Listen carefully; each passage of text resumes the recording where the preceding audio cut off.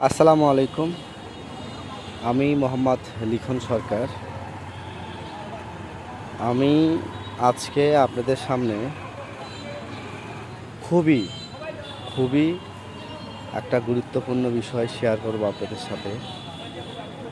আমি একটা রোগীকে দেখার জন্য হাসপাতালে আসলাম। আমি যে অটোতে চড়বো, আমি তাৎক্ষণিকভাবে আমি অ্যাস্টনিশ হয়ে গেছি যে এটাও কি সম্ভব? হ্যাঁ, এটা সম্ভব। আজকে যেনাকে নিয়ে কথা বলছি, উনি হচ্ছে একজন মা। একজন মা তার পরিবারকে চালানোর জন্য, তার ছেলে মেয়ে লালন পালন করার জন্য, হ্যাঁ, পড়াশুনোর খরচ চালানোর জন্য একজন মা এই সমগ্র দেশের বিরুদ্ধে গিয়ে, হ্যাঁ, মানে উনি নির্দ্বিধায় অটো গাড়ি চালান। আমি খুব অ্যাস্টনিশ হয়েছি যে একটা মা কতটা তার ছেলে মেয়ে তার সংসারের জন্য ত্যাগ করতে পারে, সম্মান ইজ্জত সব শেষ করে দিয়ে তার ছেলে মেয়েকে কীভাবে লালন পালন করতে পারে। আমি সত্যি আমি খুব গর্বিত যে এত কষ্ট করে এত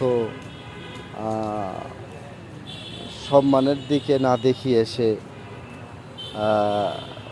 তার পরিবারকে চালাচ্ছে, তার ছেলে মেয়েকে লালন পালন করছে।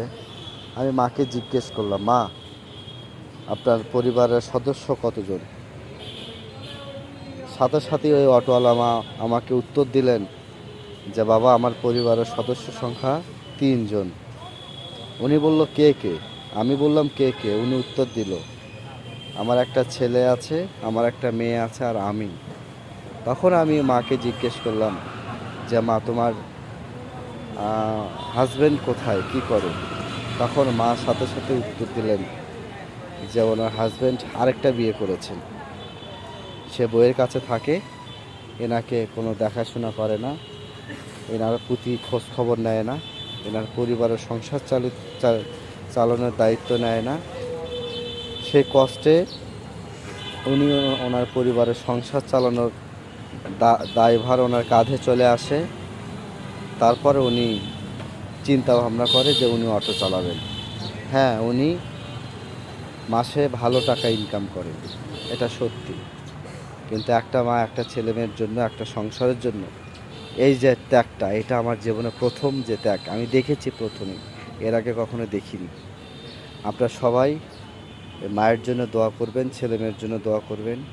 ছেলে মেয়ে যেন পড়াশুনো করে ভালো কিছু হতে পারে, ভালো কিছু এই দেশকে দিতে পারে, দেশের জাতিকে দিতে পারে, এই প্রত্যাশা করছি।